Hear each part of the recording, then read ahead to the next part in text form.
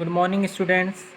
आज हम जो आपका फसल उत्पादन है उस चैप्टर को जो यूनिट हमने स्टार्ट की थी उसी को हम आगे बढ़ाएंगे। ठीक है, अब आपके सामने दिख रहा होगा। ठीक है, जैविक खाद। ठीक है, अब जैविक खाद समझ लेते हैं कि होती क्या चीज़ है। ये इसके पहले वाले वीडियोज़ में मैंने आपको एक्सप्लेन करके बताया था, खादों का वर्गीकरण करके बताया था। ठीक है, तो इस वीडियो में हम उन खादों को एक एक करके समझने की कोशिश करते हैं। ठीक है, तो यहाँ दिया है गोबर खाद। ठीक है, फार्म यार्ड मैनर्स है ना, FYM बोलते हैं जिसको, फार्म यार्ड मैन्योर है ना, मतलब जो आपके फार्म पर बनाई जाती है, खेतों पर बनाई जाती है। तो यह खाद पशुशाला से प्राप्त होती है, जिसमें मुख्य रूप से 3 पदार्थ सम्मिलित रहते हैं। कितने पदार्थ सम्मिलित रहते हैं? मुख्य रूप से 3। पशुओं का गोबर होता है इसमें, पशुओं का मूत्र होता है, पशुओं की बिछावन। इन पदार्थों के अतिरिक्त पशुओं का छोड़ा हुआ चारा, पशुशाला की चारण भी इसमें सम्मिलित हो सकती है। ठीक है, मतलब जो आप देखा होगा आपने गोबर खाद किस तरीके से, अतः उपयुक्त पदार्थों से विधिपूर्वक तैयार की गई खाद गोबर की खाद कहलाती है। ठीक है, तो गोबर की खाद के लिए क्या क्या लगता है आपको ना? पशुओं का गोबर, पशुओं का मूत्र और पशुओं की बिछावन। ठीक है, इस तरीके से यह अत्यंत महत्वपूर्ण खाद है जिसमें प्रायः सभी पोषक तत्व पाए जाते हैं। यह किसानों के लिए बहुत ही उपयोगी खाद है क्योंकि इसे आसानी से बनाया जा सकता है। ठीक है, मतलब इसको बनाने में ज़्यादा मेहनत की आवश्यकता आपको नहीं पड़ती है। हमारे देश में किसान इस खाद के महत्व को भली भांति परिचित है, लेकिन फिर भी गोबर का अधिकांश भाग उसमें है ना, कंडा बनाकर ईंधन के रूप में जलाकर नष्ट कर देते हैं तथा गोबर को गड्ढों में न डालकर उसे स्थानों में ढेर के रूप में डालते हैं, जिससे उसके अधिकांश तत्व क्या हो जाते हैं? नष्ट हो जाते हैं। मतलब आपने देखा होगा गाँवों में भी क्या करते हैं, गड्ढों में है ना नहीं डालते। ठीक है, एक कट्टा क्या करते हैं, उसको जमा देते हैं, तो इस तरीके से उसमें बहुत सारे पोषक तत्व उसके क्या हो जाते हैं? समाप्त हो जाते हैं। तो आपको ऐसे नहीं करना है। ठीक है, मतलब कुछ ना कुछ उसकी विधि होती है ना, उस विधि को आपको है ना देखना रहेगा। ठीक है, किस तरीके से बनाते हैं इसको आगे हम डिस्कशन करेंगे। ठीक है, अगला जो टॉपिक है आपका वो है गोबर खाद से लाभ। है ना, आपको एग्जाम में लिखने के लिए आता है प्रश्न कि गोबर खाद के कोई 4 लाभ लिखिए। तो इसमें लाभ दिए आपके बुक में बहुत सारे दिए गए हैं। तो पहला देखिए, इसमें पौधों के लिए सभी आवश्यक तत्व प्राप्त होते हैं, इसलिए इसे पूर्ण खाद कहते हैं ना। तो पूर्ण खाद किसे कहते हैं? तो गोबर की खाद को क्या बोलते हैं? पूर्ण खाद। ऐसे भी आप प्रश्न का आंसर बता सकते हो। ठीक है, खेत में इस बात का खेत में इस खाद का प्रभाव कितना होता है? 2 या 3 वर्ष तक रहता है, मतलब ज़्यादा लंबे समय तक इसका प्रभाव होता है।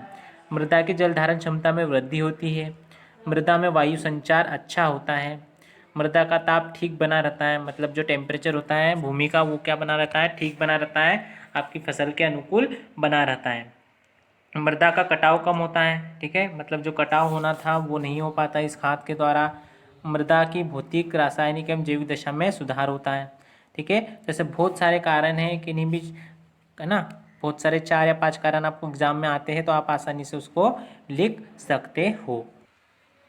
चलिए, अगला जो है आपका वो है आपका गोबर खाद तैयार करने की विधि है ना, मेथड्स। जैसे मैंने आपको अभी बताया था कि किस तरीके की विधियाँ होती है गोबर खाद तैयार करने की। तो गोबर खाद तैयार करने की 3 विधियाँ दी है प्रमुख रूप से। सबसे पहले ढेर लगाकर एकत्रित करना, जो साधारणतः आप गाँवों में देखते ही होंगे कि सभी लोग क्या करते हैं, ढेर लगाकर गोबर को एकत्रित किया जाता है, गोबर की खाद बनाई जाती है। गड्ढों में भराई करना है ना, पीट सिस्टम जिसको बोलते हैं, इसको हीप सिस्टम बोलते हैं, और स्वतंत्र बॉक्स में भरना है ना, लॉस बॉक्स सिस्टम है ना। तो इस तरीके से 3 प्रकार से गोबर की खाद तैयार की जाती है या बनाने की विधियां हैं।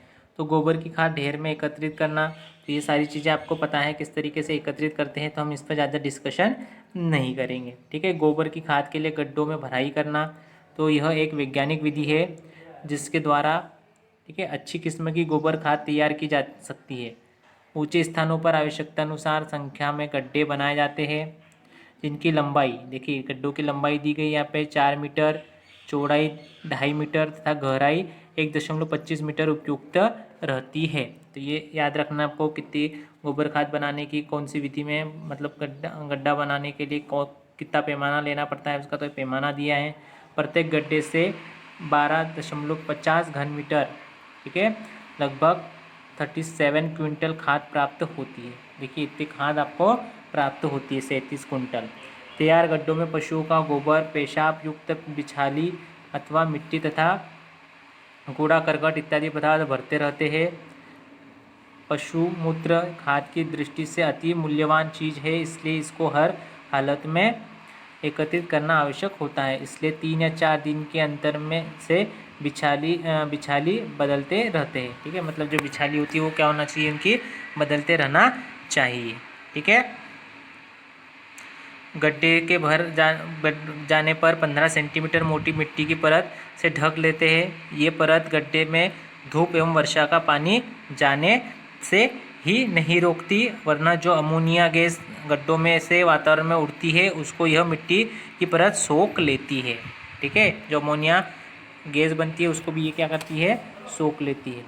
ठीक है, इस मिट्टी की परत भी खाद तुल्य होती है। इस प्रकार लगभग 6 महीने में खाद सड़कर प्रयोग करने योग्य हो जाती है।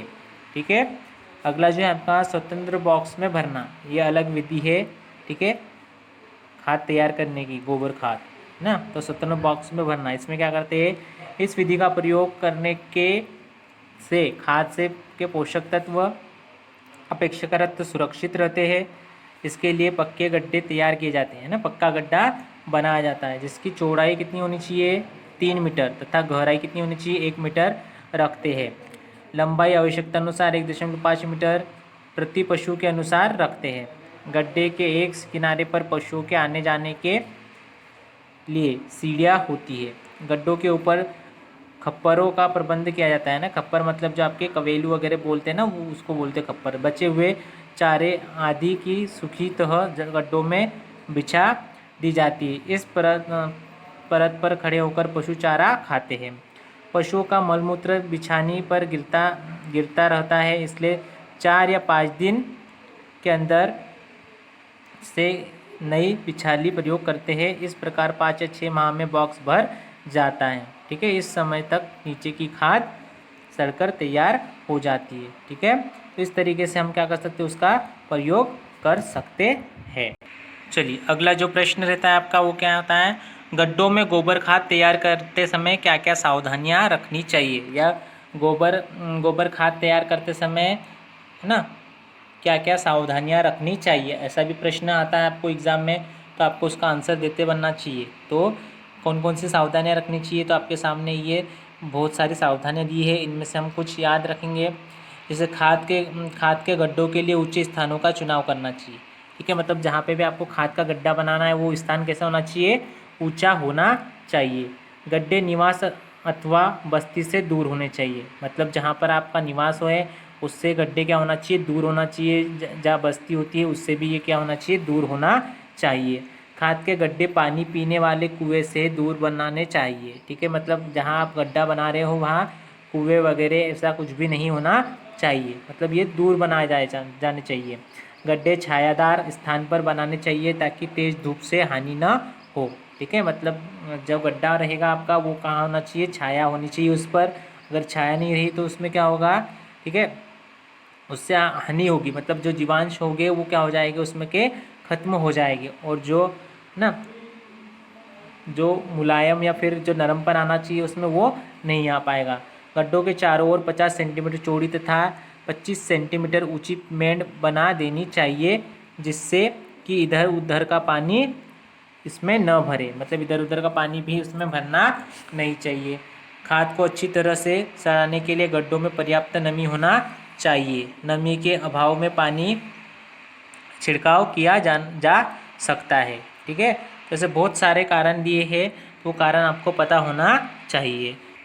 चलिए, इसके पहले हमने क्या देखा, खाद का देखा है ना, गोबर की खाद। अब देखते हैं हम आगे कंपोस्ट खाद, है ना। कंपोस्ट खाद क्या होती है, तो इस चीज़ को जानते हैं। तो पौधे के अवशेष पदार्थों, घास पात, कचरे, मनुष्य के मलमूत्र तथा पशुओं के गोबर इत्यादि पदार्थों को सड़ाकर जो खाद बनाई जाती है उसे हम क्या बोलते हैं, कंपोस्ट खाद बोलते हैं। मतलब ये परिभाषा भी हो गई कंपोस्ट खाद की। तो कंपोस्ट खाद किसे कहते हैं, ठीक है, तो पौधे के अवशेष जो बचते हैं ना, ठीक है, घास पात, कचरे, मनुष्य के मलमूत्र, ठीक है, पशुओं के गोबर, तो इनको क्या किया जाता है, इनसे क्या बनाया जाता है, ठीक ठीक है, सड़ाकर जो खाद तैयार की जाती है उसी को हम क्या बोलते हैं, कंपोस्ट खाद बोलते हैं। खाद तैयार करने की इस विधि को कंपोस्ट बनाना है ना, कंपोजिंग कहते हैं। ठीक है, ठीक है, आएगा समझ में। कंपोस्ट खाद किसे कहते हैं, ऐसा प्रश्न आता है तो आपको उसका आंसर देना रहेगा। हमारे देश में मुख्य रूप से 2 प्रकार के कंपोस्ट बनाए जाते हैं। कितने प्रकार के कंपोस्ट बनाए जाते हैं, 2 प्रकार के कंपोस्ट। सबसे पहला दिया है आपका फार्म कंपोस्ट, है ना। फार्म कंपोस्ट मतलब जो फार्म पे बनाए जाते हैं। इस खाद के लिए जानवरों से बचे चारे, खरपतवार, फसलों के पौधे तथा भूसा आदि का प्रयोग किया जाता है। ठीक है, मतलब इस फार्म कंपोस्ट में क्या चीज़ें होती है, जानवरों के बचे चारे, मतलब जानवर जो चारा हम डालते हैं वो खाने के बाद कुछ, है ना, कुछ अवशेष छोड़ देते हैं, कुछ बच जाता है चारा, वो वाला खरपतवार हो गए। ठीक है, जो आपका, ठीक है, जो खरपतवार होते हैं वो फसलों के पौधे तथा भूसा, तो इन सब के जो द्वारा जो बनता है वो क्या होता है आपका फार्म कंपोस्ट। फिर उसके बाद में शहरी कंपोस्ट है ना। तो शहरी कंपोस्ट में क्या होता है, इस खाद में सड़कों तथा नालियों का कचरा अथवा कूड़ा करकट और मिट्टी का प्रयोग किया जाता है ना, शहरी कंपोस्ट में। तो शहरी कंपोस्ट में जितना भी कचरा वगैरह आता है ना शहरों का, तो उसका प्रयोग किया जाता है। ठीक है, तो कंपोस्ट खाद क्या होती है, कंपोस्ट खाद को किस तरीके से वर्गीकृत किया गया, मतलब 2 भागों में बांटा गया है, एक फार्म कंपोस्ट और एक शहरी कंपोस्ट। ठीक है, तो इस तरीके से हमने कंपोस्ट खाद देखा। अगला जो है आपका कंपोस्ट खाद का संगठन। तो कंपोस्ट खाद का संगठन लिखिए। तो संगठन में क्या करना है आपको, मतलब कौन से तत्व कितने मात्रा में हमको प्राप्त होते हैं कंपोस्ट खाद से। तो नाइट्रोजन आपका 0.5%, फास्फोरस जो है 1% होता है और पोटास जो होता है 1.5% होता है। ठीक है, अगला जो कंटेंट है हमारा वो है कंपोस्ट बनाने के लिए आवश्यक पदार्थ। मतलब कंपोस्ट बनाने के लिए हमको कौन कौन से पदार्थ आवश्यक होते हैं। तो कौन कौन से पदार्थ आवश्यक होते हैं, ठीक है, तो सबसे पहले अधिक मात्रा में कार्बनिक पदार्थ ना, सफिशिएंट अमाउंट ऑफ OM, ठीक है, ऑर्गेनिक मैन्योर। ठीक है, OM का मतलब यह कंपोस्ट खाद बनाने में सबसे, ठीक है, महत्वपूर्ण तथा आवश्यक अंग होता है। फार्म तथा गलियों का कूड़ा करकट, भूसा, मक्का, बाजरा, ज्वार के टंडल, ठीक है, और ठीक है खरपतवार, घास, पत्तियाँ, तंबाकू, ठीक है, सरसों, सनई, गन्ने की पत्तियाँ है, मूंगफली का छिलका है, जलकुंभी है, पशुओं की बिछावन है।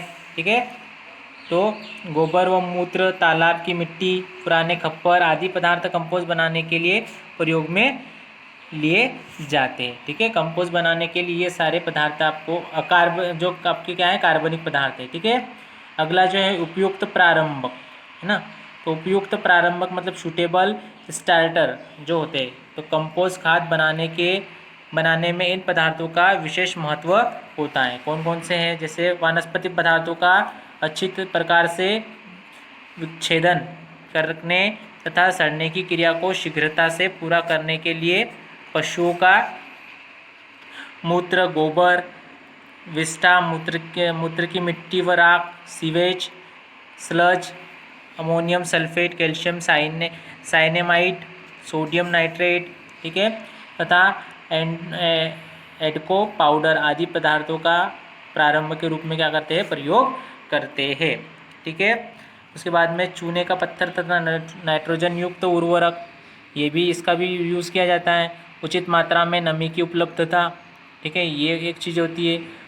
उपयुक्त वायु संचार, मतलब वायु संचार भी क्या होना चाहिए, उपयुक्त होना चाहिए। ठीक है, तो इस तरीके से बहुत सारे आपके क्या हैं, आप यहाँ पर दिए गए है ना आवश्यक पदार्थ, एसेंशियल जो मटेरियल्स होता है कंपोजिंग के लिए वो दिया गया। ठीक है, आगे हम बताएंगे आपको कंपोस्ट बनाने की विधियाँ। ठीक है, तो कंपोस्ट बनाने की मुख्य रूप से ये विधियाँ हैं आपकी। कूड़ा करकट से कंपोस्ट बनाने की विधियाँ इस प्रकार है। पहले इंदौरी विधि, एंडो विधि, उत्प्रेरित कंपोस्ट विधि, बेंगलोर या आचार्य विधि, मायादास विधि और नाडेप विधि। ठीक है, तो इनको अलग अलग तरीके के वीडियो को हम अगले वीडियोस में जानेंगे। आई होप आपको समझ में आया होगा जो मैंने आपको यहाँ पे एक्सप्लेन किया बुक के माध्यम से। ठीक है, थैंक यू।